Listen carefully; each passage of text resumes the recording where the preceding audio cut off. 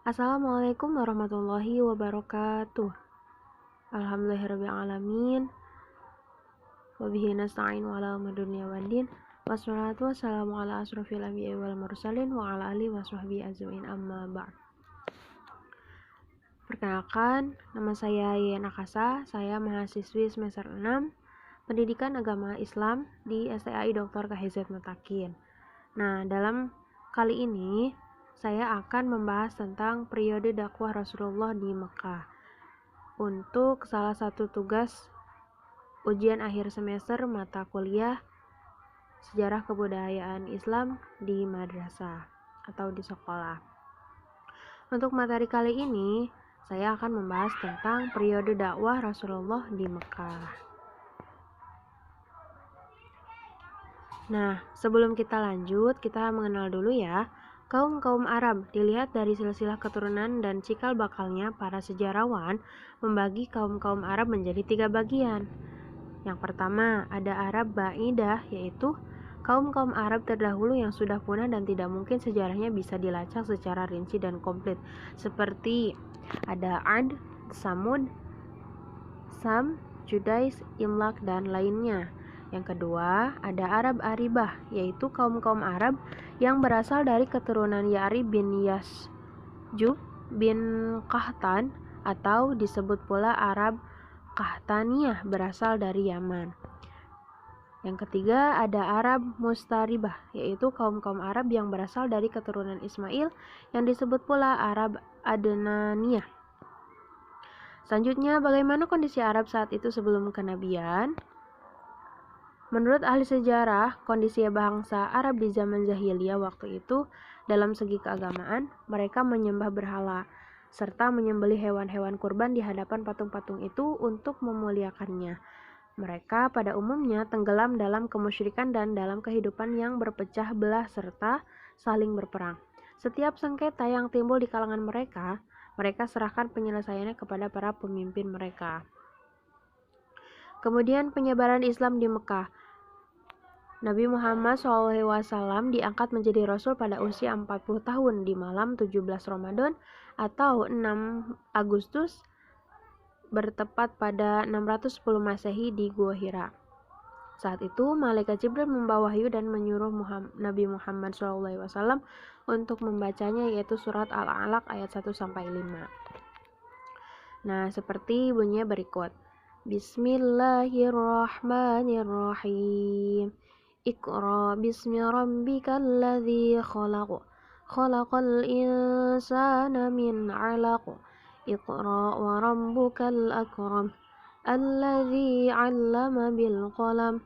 'Allamal insana ma lam ya'lam. Sadaqallah.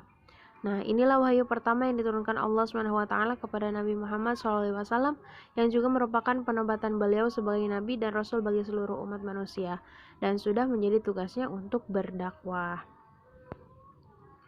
Selanjutnya, Nabi Muhammad SAW menceritakan kejadian itu kepada istrinya, yaitu Siti Khadijah. Nah, dialah orang yang pertama yang masuk Islam. Pengangkatan Nabi Muhammad SAW sebagai Rasul bahkan dibenarkan oleh seorang pendeta Nasrani namanya Waraqah bin Naufal. 2 tahun kemudian Rasulullah menerima wahyu yang kedua, yaitu surat Al-Mudaththir ayat 1-7. Nah, dengan turunnya wahyu tersebut, maka jelaslah misi dakwah Rasulullah SAW, yaitu mengajak manusia untuk menyembah Allah. Kemudian, bagaimana strategi dakwah Rasulullah SAW? Nah, Rasulullah SAW memiliki 2 karakter dalam dakwahnya yang disesuaikan dengan situasi dan kondisi, yaitu yang pertama ada secara sembunyi-sembunyi dan yang kedua secara terang-terangan. Periode Mekah, dakwah secara sembunyi-sembunyi. Yang mula-mula beriman kepada Allah SWT adalah istri beliau, yaitu Siti Khadijah. Putra paman beliau yaitu Ali bin Abi Thalib, budak dan sekaligus putra angkat beliau yaitu Zaid bin Haris. Kemudian dari sahabat beliau adalah Abu Bakar As-Siddiq, yang kemudian disusun oleh sahabat-sahabat yang lain, yaitu Utsman bin Affan, Zubair bin Awam, Sa'ad bin Abi Waqqas, Abdurrahman bin Auf, Thalhah bin Ubaidillah, Abi Ubaidillah bin Zarrah, Fatimah bin Khattab, Sa'id bin Zahid al-Adawi. Nah, karena mereka dalam mengimani tentang Allah Subhanahu wa taala adalah yang pertama kali, maka mereka yang tadi sudah kita sebutkan disebut as-sabiqunal awwalun, yaitu orang-orang yang pertama kali memasuk agama Islam. Nah, mereka mendapat pelajaran tentang agama Islam adalah dari Rasulullah SAW sendiri yang dilakukan di rumah sahabat Arqam bin Abil Arqam. Selanjutnya,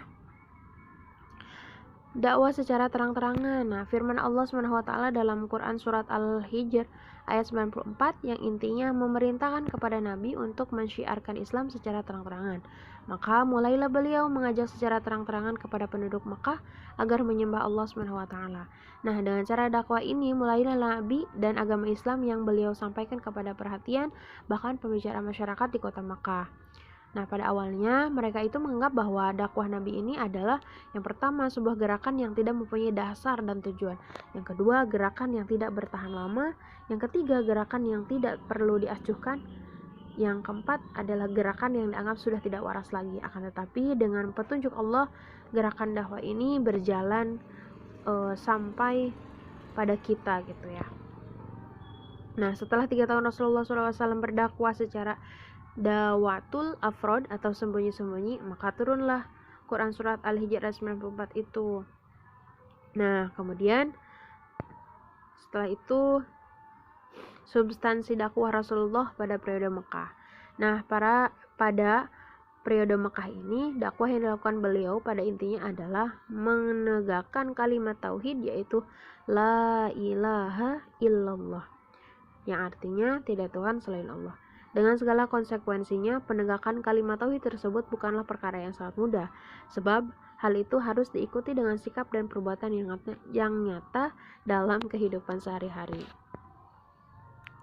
Nah, kemudian bagaimana reaksi masyarakat Mekah terhadap dakwah Rasulullah SAW?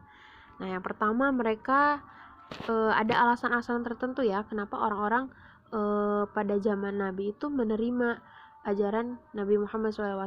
Yang pertama, mereka itu sudah meyakini bahwa apa yang disampaikan Nabi SAW adalah berdasarkan wahyu.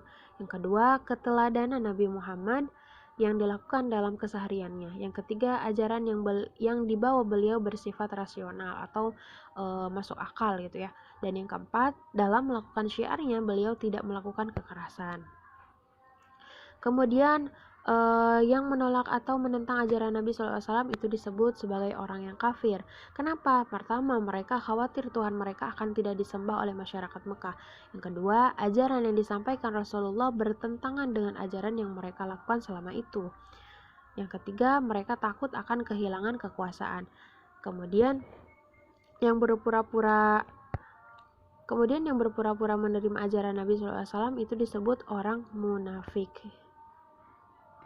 Nah, keteladanan dakwah Rasulullah, cara dakwah Rasulullah yang harus diteladani oleh umat Islam antara lain yang pertama, Nabi Muhammad berdakwah dengan keteladanan.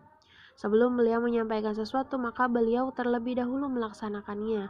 Jadi, di samping dakwah dengan lisan, dakwah juga dilakukan dengan perbuatan, sikap, dan keteladanan dalam kehidupan sehari-hari. Nah, yang kedua, dari keteladanan dakwah Rasulullah SAW ini, yaitu disampaikan dengan penuh kehati-hatian, kemudian rasa sabar, dan menggunakan bahasa yang halus dan lemah lembut, serta dengan bahasa yang mudah dipahami.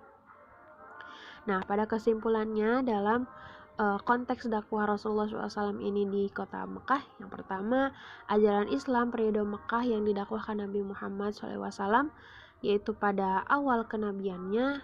Yang pertama itu keesaan Allah SWT, kedua hari kiamat sebagai hari pembalasan, yang ketiga ada kesucian jiwa, dan yang keempat persaudaraan dan persatuan. Nah, bisa kita simpulkan bahwa dari zaman Nabi itu banyak kalangan-kalangan yang memang menentang tentang ajaran Nabi.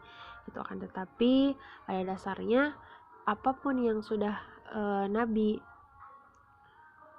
dakwahkan gitu hingga sekarang sampai kepada kita, itu semua adalah bentuk dari keesaan Allah Subhanahu wa taala. Oke, cukup sekian yang dapat saya sampaikan, kurang lebihnya mohon maaf. Terima kasih karena sudah mendengarkan sampai akhir. Semoga kita semua selalu sehat, Wassalamualaikum warahmatullahi wabarakatuh.